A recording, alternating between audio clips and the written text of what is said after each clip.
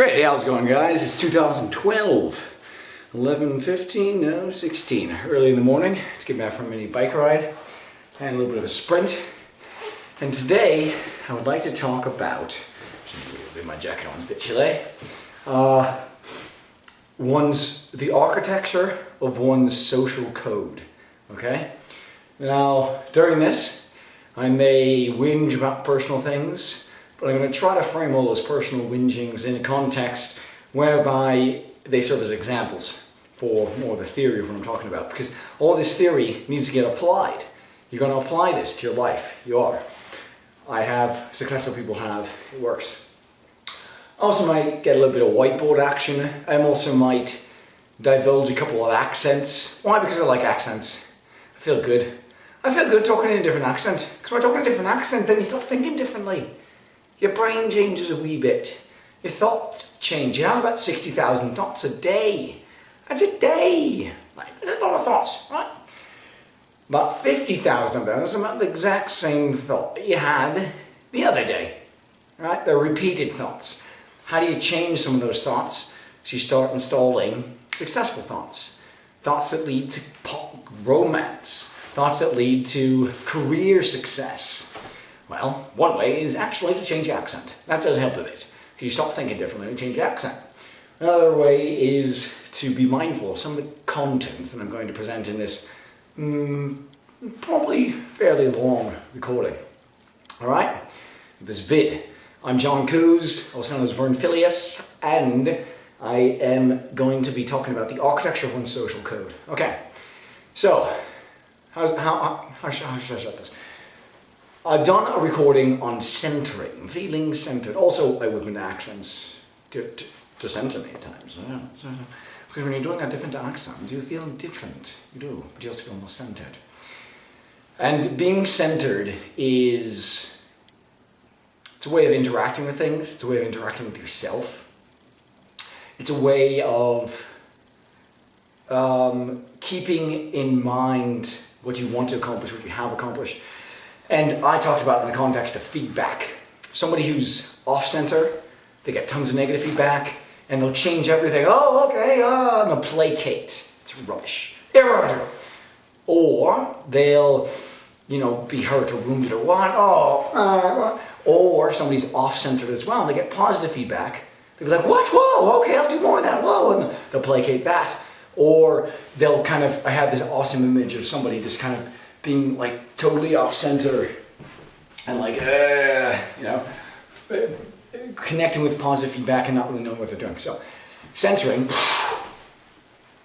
is, in regards to feedback, a way of getting negative feedback and just being like, I never thought about that. I might make some changes to affect that or something.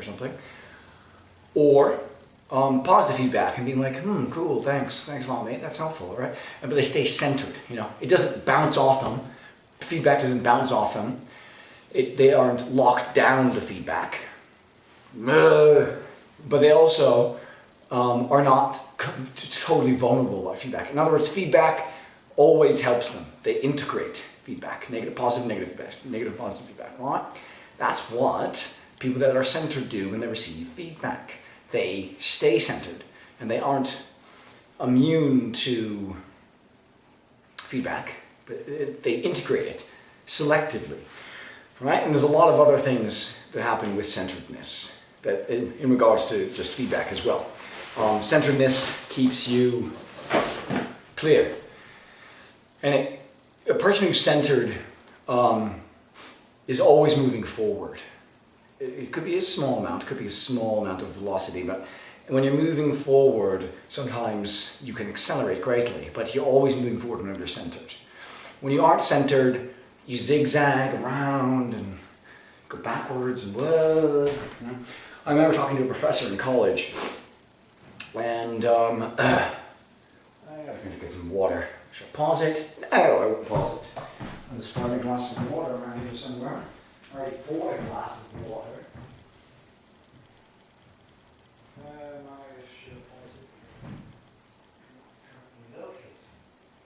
There it is.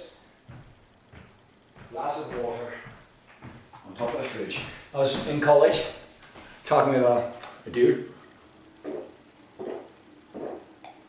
And I said I zigzagged around a path of whatever I was doing, path of life, path of career. Maybe like how a shark zigzags, or like a bicyclist, or a climber.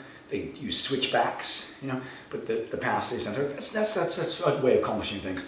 That's still being centered, but being centered, that's still forward progress. Not being centered is tornado, right? So, if you listen to that post on being centered, and you make some of those changes, and you do the workouts, get your body in shape, your heart, your cardiovascular system, suddenly your muscular system is starting to look good. You start to feel good. And your brain, some of those 60,000 thoughts per day changes, right? Maybe just a couple thousand of them change, but those will cause internal changes. You will have changed. Everything about you is always changing, right? Every 6 days, the stomach lining in your stomach is totally different cells. All those hundreds of thousands and thousands of cells are completely different. Every 5 days, your stomach lining changes. So every 6 days, your stomach today, a week from now, will not be the same stomach. You can look under a microscope, all the cells will be different. Some things in the body physiologically last longer. There's some cells that, some areas of the body that, you know, don't change that frequently, but everything changes. In a couple of years, your body is totally different. You know, you might get a little bit of a smidgen idea of what I'm talking about here. You make these internal changes in your body and in your mind. Some of those 60,000 thoughts per day, bloody hell, change for the best. You start to have more successful thoughts. Thoughts that you have when you're feeling very centered. Right, now, so you have these internal changes. You even look different, right? I was doing some meditation, rereading some of my old writing, which is really good. I went through this phase where I wrote just using my own voice, and it was very high-level reading. I'm not trying to sound impressive, it just was a lot of vocab, very complicated. I had to reread some stuff that I wrote. Because I was like, wow, that's awesome. What am I saying there?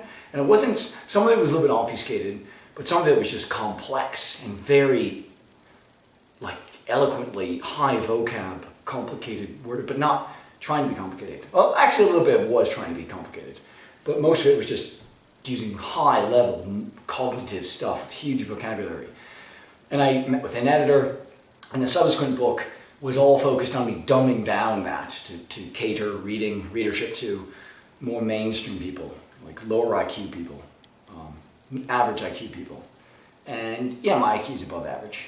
A lot of people's IQ is above average. I'm not going to go into how much above average it is, because it's much below some really high IQ people, and that's all just a number, just comparative, and just a quotient, intelligence quotient. So, I don't like, but I realized I didn't like that. I don't like dumbing down. Like, in other words, I'd say something in maybe 2 or 3 pages, really complicated, really eloquent, really like, wow. And I like reading that.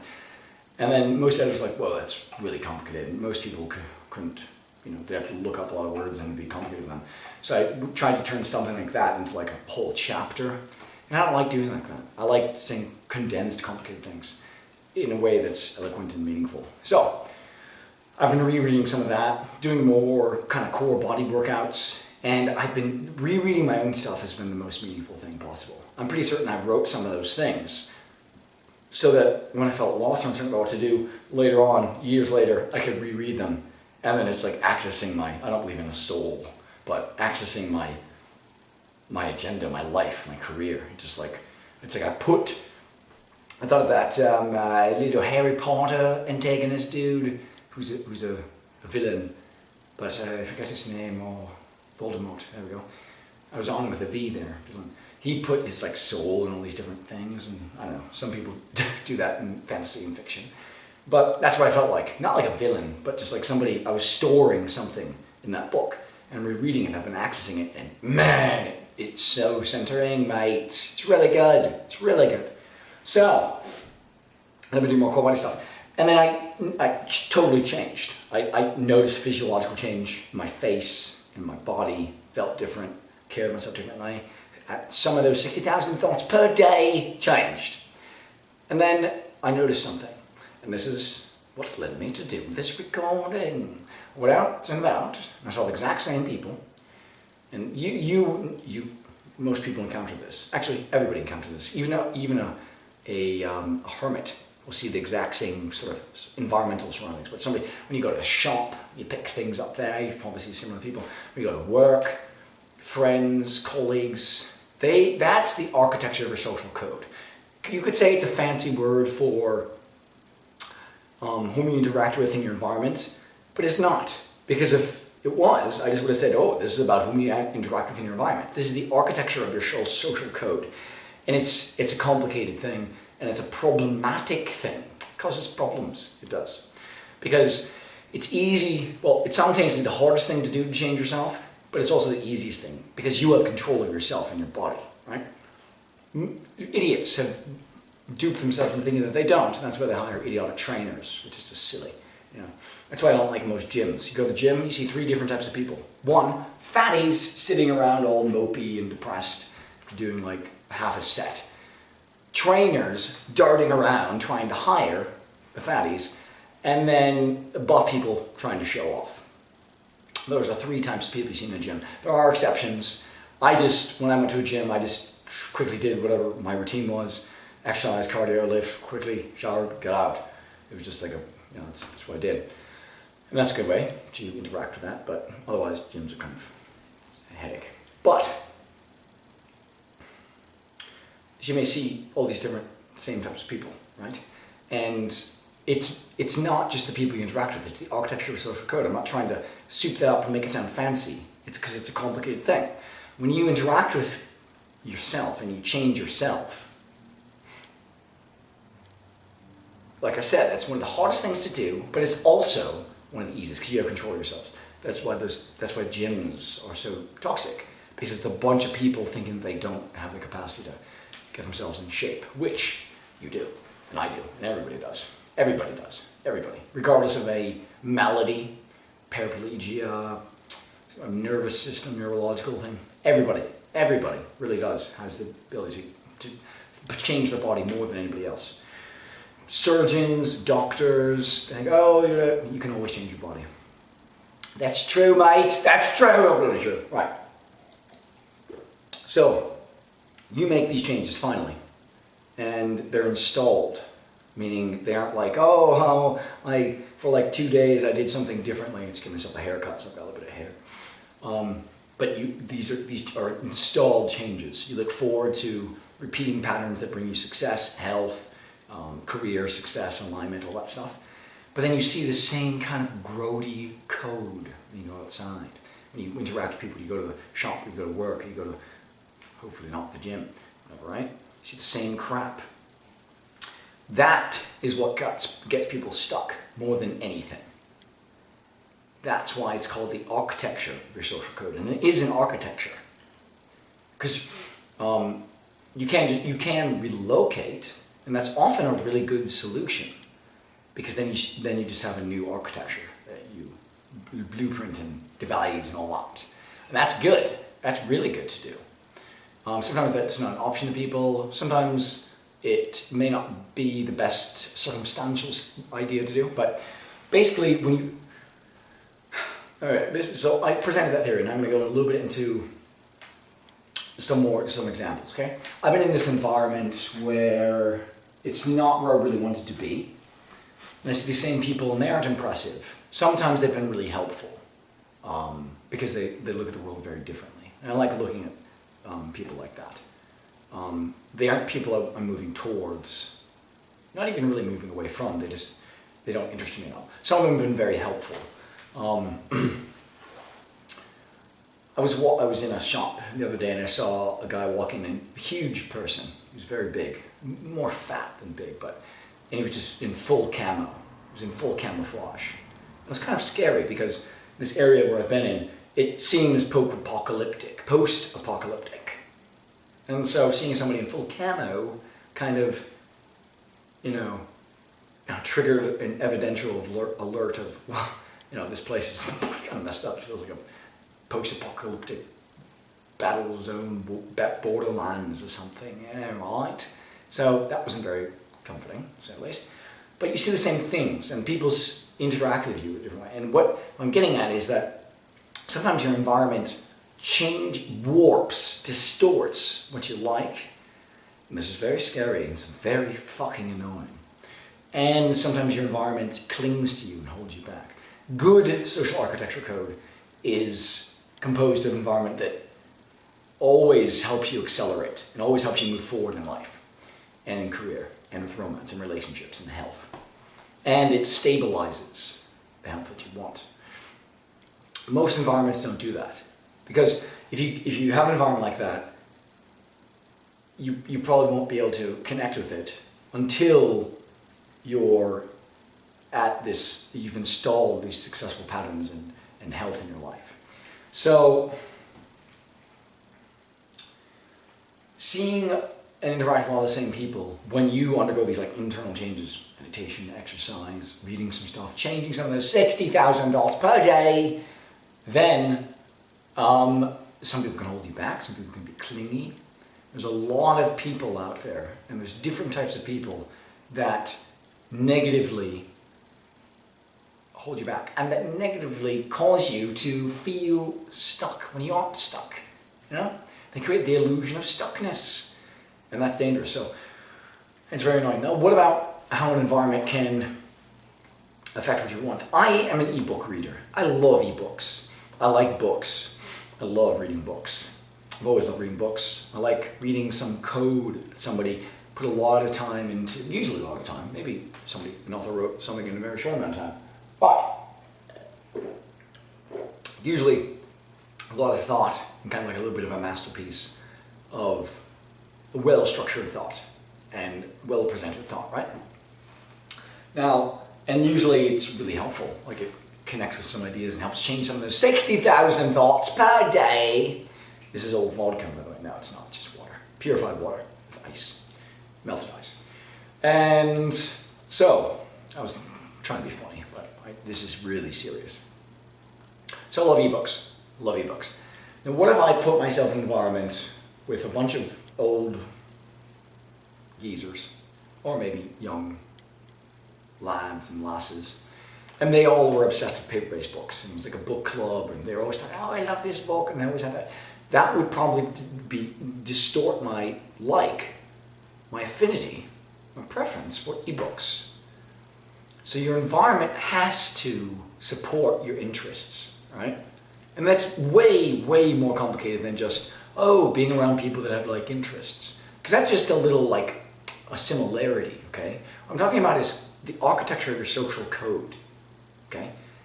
Your social code is, and the architecture of that is, it's a framework of how you interact with your environment.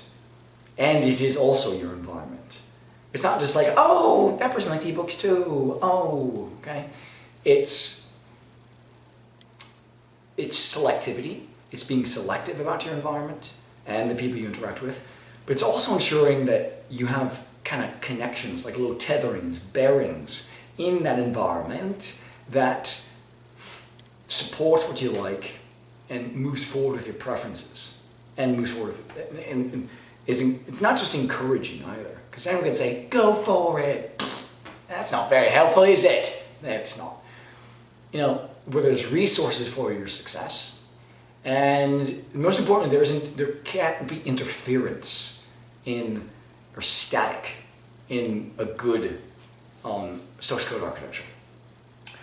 Now, so I've been in this environment and I realized I have this horrifying thought, really truly quite scary, that it's been really difficult for me to identify things that I like. Like I like tablets, I know that. I like computers, I know that, because that's always been consistent wherever I've been. But I've been thinking about, what kind of electronic gadget should I get? And I got a really crap tablet. But I convinced myself it looks so awesome and it was so amazing for a while, but then it suddenly hit me, it's like, wait a minute. I've been convincing myself that this tablet is good, but it's a piece of shit. It carries a lot of data. It's one of those tablets that can carry a lot of data, which is the only thing good about it, which is an awesome thing. But it's sluggish. Like, if I want to, my main goal for the tablet is to use it for seminars, use it for recordings, use it for notes, use it for e-reading, stuff that I have to access when I'm in performance mode. So I can't be waiting for it. It has to be very efficient. And that tablet is totally unacceptably incompatible with that, really. But I was like, oh, I'm not going to get this certain type of tablet. I've been really anti-Apple, and that was for two reasons. One, I think there's three reasons. They're overpriced. A lot of people are paying for brand there. Two, they are locked down. They don't allow a coder, to change that much stuff, which is why I like Windows, but most importantly, I like Linux the best, because you can change everything in that. And three, overpriced, can't change that much stuff. And I just wanted to try other things, because I've been using that for a while. And I didn't feel quite as, centered. Using various operating systems sometimes. I love using Linux. That's the best for me.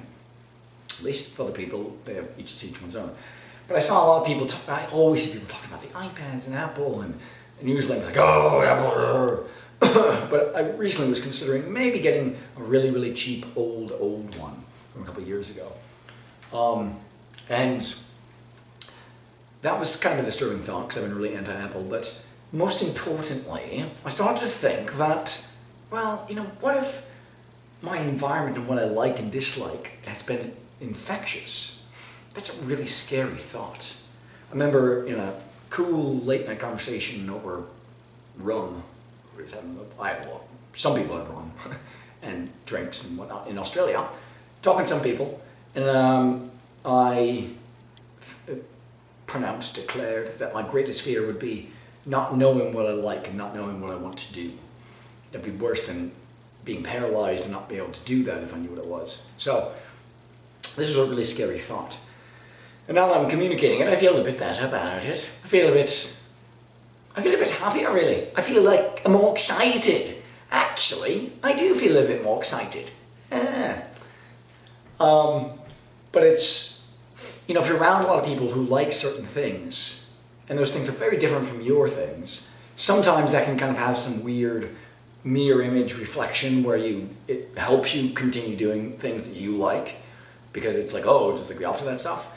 But usually, if the architecture of your social code is so incompatible or different from what you like to do and what type of success you want to achieve, it usually has some clingy effect where it holds you back or causes interference or static in your success. All right? You don't want that. So you got to change your social architecture code. All right. That could involve relocating. It could involve interacting with people differently. There's 4 ways to respond to a question. There's actually probably many more, but 4 of them are, one is, why is the light on? Because I turned it on. Directly responding. Another way is questioning the question. Why is the light on? Why do you think it's on? Why do you want to know it's on? Don't you know how lights work? Another question is, another way to respond to a question is not responding, like, why is the light on? Kind of indifference. And the 4th way is kind of blinking, and my light isn't going on. I'm thinking of the 4th one. But it's something like, why is the light on?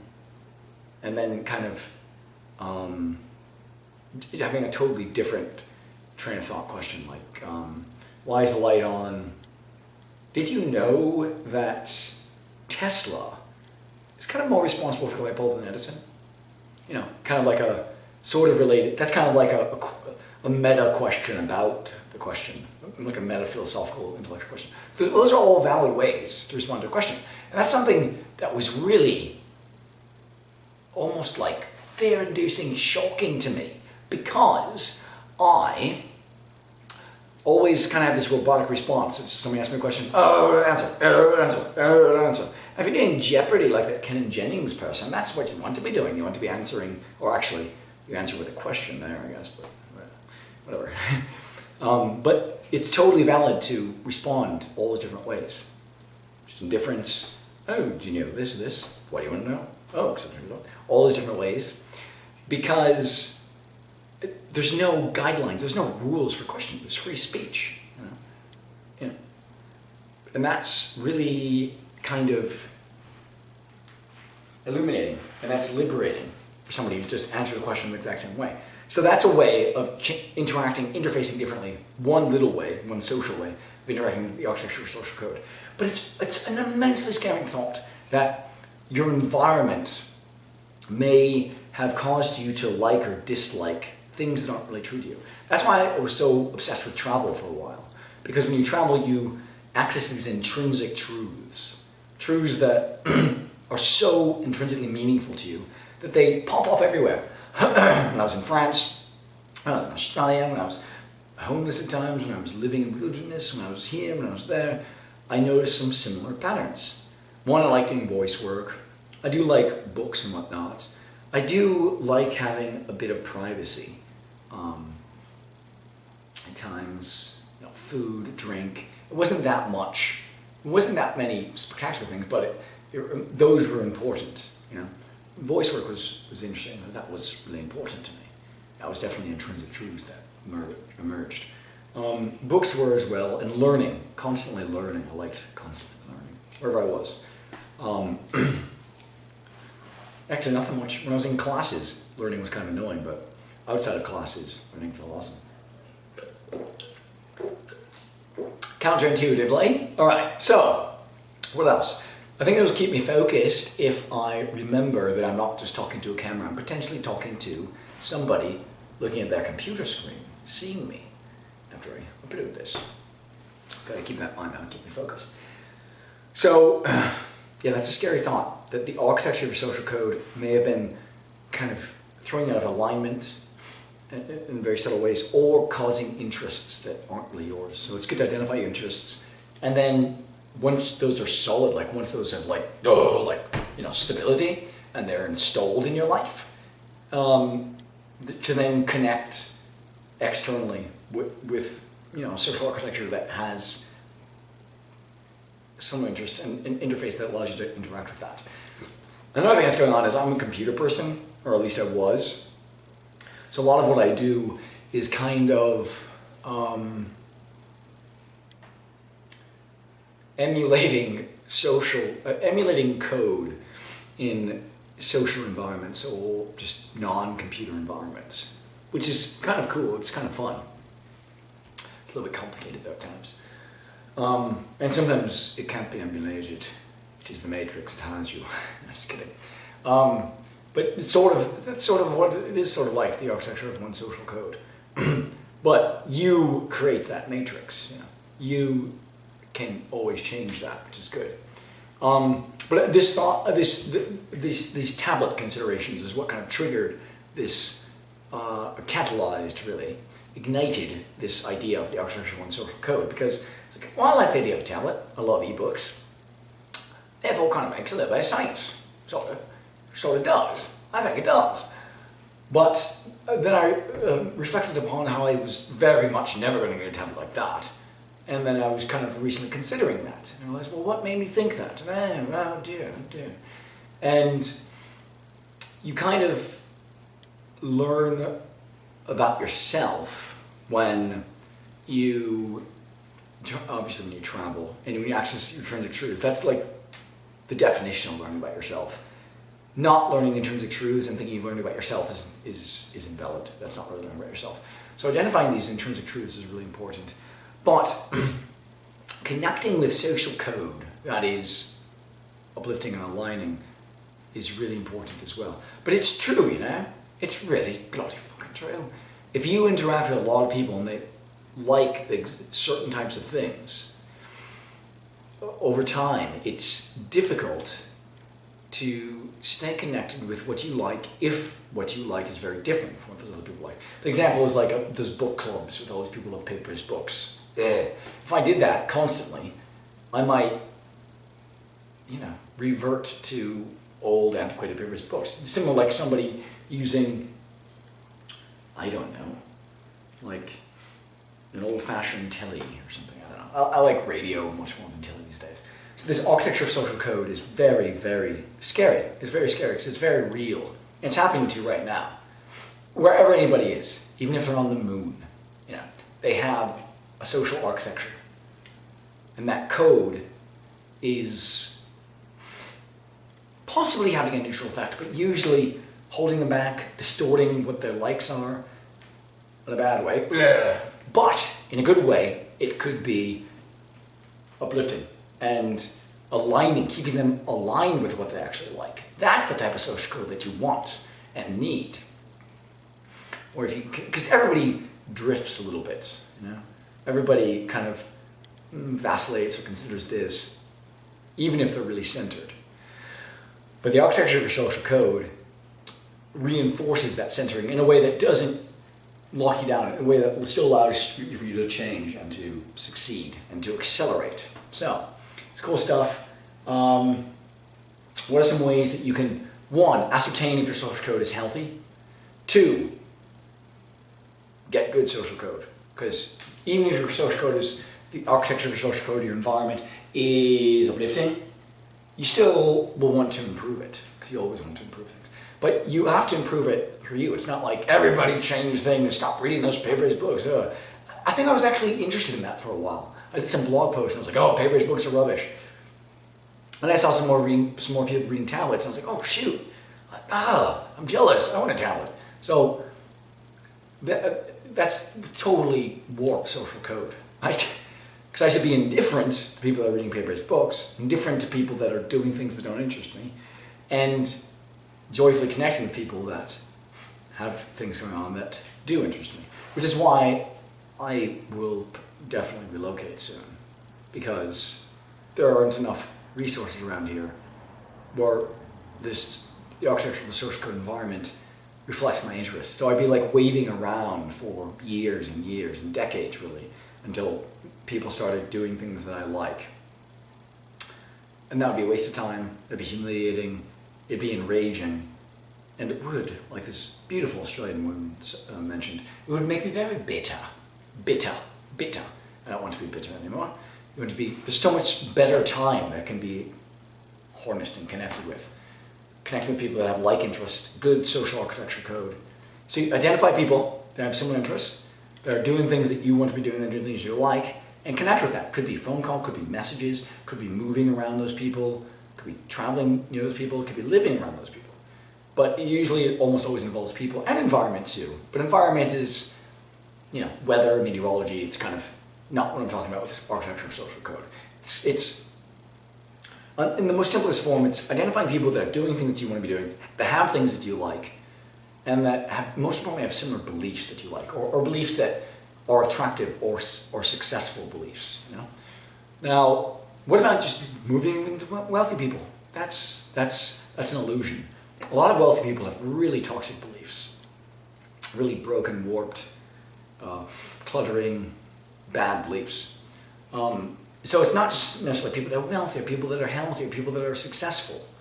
It's very selective and it's very meticulous, the types of beliefs and ideals that you have to connect with in an environment where there's good social code.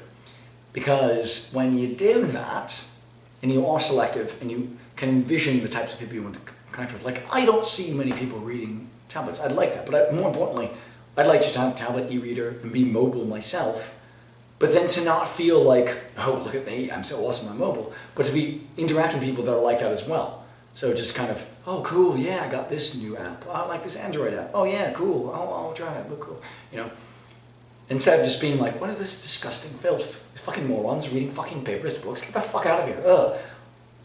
I should be getting out of there. You should be connecting with good social code. That's really important. And I've been obsessed with like internal changes, and that's good, that's healthy, because you have the most control over that. But you also have control about the type of social architecture code that you connect with. There's so many different channels of social code and architectures of how you interact with things and how you interface in different environments, different people. And it's good to connect with all that stuff. Good times. All right. I'm going to have just a couple more thoughts later, but there we go. Who knows? All right.